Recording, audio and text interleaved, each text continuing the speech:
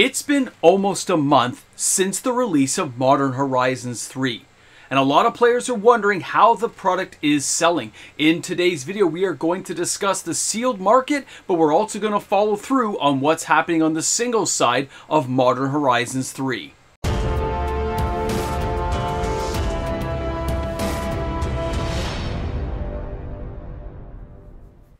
I'm going to be honest from the start of this video. The results are not what I expected. Now we get to talk about it. Welcome back, everyone. MTG Moxman here. Thank you again for hanging out with me on my channel today. A reminder, if you enjoyed today's content, like and subscribe to the channel. Turn on your notification bell. New content comes out every single day. So Modern Horizons 3, June 14th came and went. We saw tens of thousands of boxes selling everywhere. But now we have to ask ourselves, what's been going on? We already know what happened with Assassin's Creed. It landed with a thud in yesterday's video, so we know the sales numbers. They're worse than abysmal. It's worse than Epilogue. It's just horrible, and I feel bad for that product, but it's down there. But Modern Horizons 3 did not have that happen, did it? It had a very successful launch with a lot of powerful cards that players wanted to get in on. And don't forget, this thing had fetch lands. Now, from the price-wise, this product was a very expensive, top-tier marketed product that was going to cost players an arm and a leg to get it. We saw price fluctuations from Amazon as well as local LGS retailers as they tried to find where the market price was going to be for this product. Now, when it got to Amazon now, and I'm going to share with you those numbers, it looks like things have stabilized very well for the sealed product side of things. The prices are kind of where they are right now, but that doesn't mean a lot of the product is selling. So first, let's take a look before we jump in. Let's just take a look at the prices here. You can see on Amazon, we have the collector box for $400. We have the gift bundle box for $103. Then you can see we've got the regular bundle for like $76. And then just look at the Play Booster box there, $249. These are US prices right now that I'm sharing with you from Amazon.com. So those are the prices for the products. Here in Canada, it's where it already was. The things have not changed. Retailers have not lowered any prices, and you shouldn't be expecting them to. After the market found its footing, it kind of stayed that way. Nothing's really changed in the last few weeks, but the sales numbers have. That's the big difference. The players who wanted to buy and jump in on Modern Horizons 3 have already done so. I'm talking from the stores to the players. The only thing moving now apparently is just random packs. Whole boxes are not being bought anymore, and everything's gone kind of quiet as we move on to other products. Still coming down the line, spoiler season starting for Bloomburrow. We got Duskmorn coming up, not to mention the announcement of Jumpstart 2025 and Foundations. It's going to be a lot to go through. But when we look at the actual sales numbers, I can compare that to Modern Horizons 2. My original Modern Horizons numbers were nowhere near as accurate, so it looks like Modern Horizons 3 has tapered off 70% of what Modern Horizons 2 did. So it's already down 70%.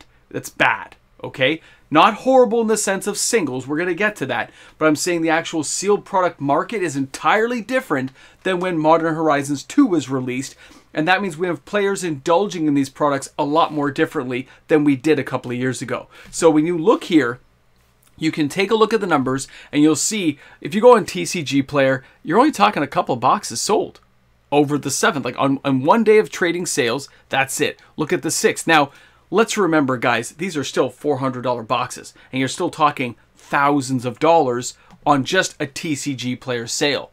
When you look at the Play Booster boxes, it's even slower than that in the overall sales. So what does that take us to? What does this mean for us as players? Absolutely nothing right now.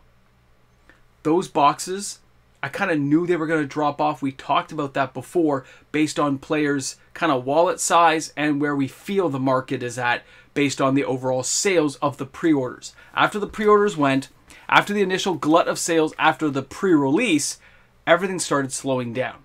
Now, still saying that there's thousands of boxes selling every day or so, that may be true in some areas of the world, like TCG Player. We don't know where those boxes are being shipped. I assume it's going to be mostly in the Canada and the US, with about 90% being in the US, because in Canada, we have to pay import fees. But I look at those prices and those boxes, and I say that's still a small margin of what we saw for a same kind of sales volume about a month later after Modern Horizons 2, which was still selling somewhere around 25 to 30 boxes a day for the collector boxes. Not the draft boxes, okay? Draft boxes, they're actually pretty close to each other. But the actual collector boxes have totally tapered off from what we saw before. Now this takes us to what's going on in the singles market. This is where things get a lot more interesting if you're a player. The singles are selling very well, and they're selling across a broad range of individual cards.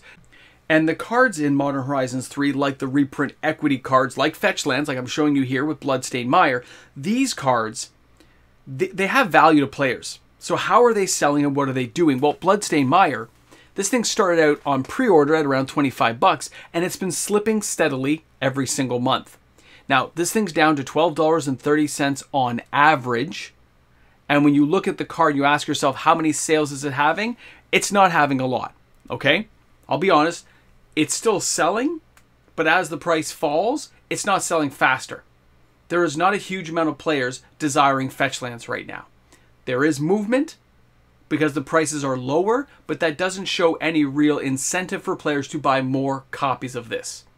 And when we compare this against Modern Horizons 2, let's not forget that because less boxes are being opened, about 70% less date to date, I can look at that and say the chances for a rebound are better than what Modern Horizons 2 had because we're opening a lot less boxes, but it's not going to be a complete rebound. Like, it's not going to shoot back up to 25 bucks anytime soon, which means players can take their time and enjoy the fact that Fetch Lands are at a cheaper price. But that brings us to the non-reprinted cards, which means brand new cards from Modern Horizons 3. Specifically, I want to talk about the Eldrazi. When you look at Ulamog, and you look at Emrakul, and you look at Kozilek, they're all selling very well, and they're all selling reasonably quickly. Now, this is good for players because Wizards of the Coast is unlikely to reprint these anytime soon. It takes time for them to get around for this, and we know because less boxes are being opened, there's going to be less of them in the market space over the next couple of years. The money moves on. So when that money moves on, it means players who have bought this card or have picked it up because they want to play with it, they've got years to enjoy the card before they have to think about unloading it. And it also means the cards may trend upward over the long term because players are going to desire these cards for years to come. For Modern, for Commander, it's going to be a lot of excitement for players. And when they see the value going up for some of these cards, and I can't speculate on any given card, guys, because I don't know how much they're going to go up by. I can just look at the trends and say less boxes opened, supply and demand, and if these cards stay popular and players see, like Sheoldred, that there's just no more coming to market, the prices stabilize. And since boxes aren't being opened, boxes are going to stabilize and the prices are going to stabilize a lot faster. And that means good news for players who bought the card because they're not going to lose value. They get to enjoy it and they can resell it, they can trade it, they can do what they want, and it's not bad for them, okay? It's also good for LGSs who hold these cards because if they opened it and hold it, players aren't going to find it any cheaper. There's not people opening these $400 or $500 boxes every day. It just doesn't happen anymore. There may be people buying them, but I'm not seeing a lot of new stock coming to market. And I know from the stores, not a lot of new stuff is being traded in from Modern Horizons 3. There are individual cards, though, like Ugin's Labyrinth and stuff, that may still come to market when a player just doesn't work out or they randomly open a pack and say, hey, I got this card, I already have one, or I got two for some reason, whatever it may be. Guys, this is interesting because it is such a different market from Modern Horizons 2. And a lot of people will associate Modern Horizons 2 with Modern Horizons 3 because it makes sense. But the market space and the costs of where we live and where we're at are completely different. They are polar opposite. Cash was flowing for Modern Horizons 2, and Modern Horizons 3, it's a much tighter market. There's a lot more inflation, a lot more issues for people out there, a lot of job security things going on, which can influence the market for Modern Horizons 3. So I don't think Fetch Lands and a lot of the reprint equity cards are going to do much, but it does give Wizards, value for later, especially when you look at the Eldrazi, that they can reprint them later on some specialty set. Good news for them, but it's also good news for those players who are buying these cards or who got lucky enough to open them inside packs, because they're not going to see the value just instantly be drained away. Sure, individual cards can, but overall it looks like a lot of these cards are holding value. Now, bundle packs, and I still see some of the pre-release kits being sold the odd time as well, but really everything's just slowed down. And that's just because players' money has moved on to the next thing and they're waiting to see the next spoiler season, and then players will indulge in singles as they see fit. But this is the point for sealed cards, like we saw for the sealed market boxes. We've now been seeing these start to pile up at stores. Any big store will have basically anything you want all the way back to like 2017, 2018. In stock, ready to go. And because players know that and see it on a shelf, they're not likely to buy it. It doesn't feel special. It doesn't feel rare. It doesn't feel desirable the way they used to. And because Wizards doesn't give print runs and doesn't give information to fuel that FOMO fantasy of having something truly rare, it kind of lends it to players going, it's there. I could pick it up if I wanted to. It's interesting, right? That's where we have players buying reserve list cards like Wheel of Fortunes and Mox Diamonds, because they actually are hard to get and they are expensive and they do hold value. So that's where they haven't really figured out how to handle the reserve list aspect of true value for players who believe there's value in the secondary market and want something rare. Serialized cards, they need unique artwork. They got to do something to spice things up. But before we end the video, just remember, it's a good space for Modern Horizons 3. It's popular. The singles are selling well.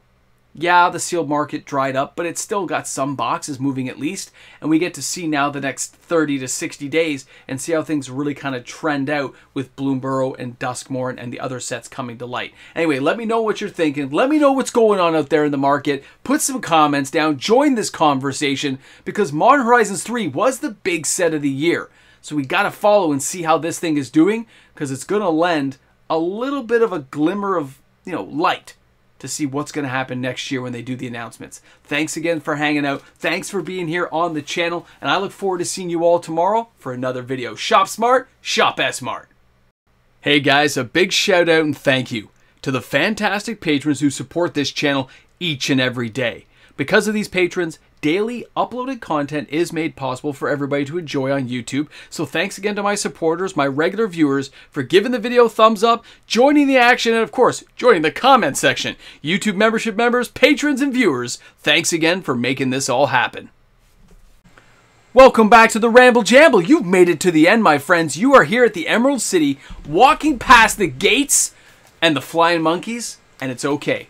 Now, Modern Horizons 3 ain't going on sale. As much as people might wish it would, it's not going to happen.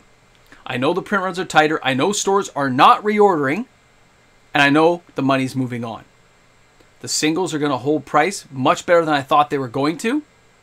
We're not going to see new product open, which means it's going to go stale at the store level.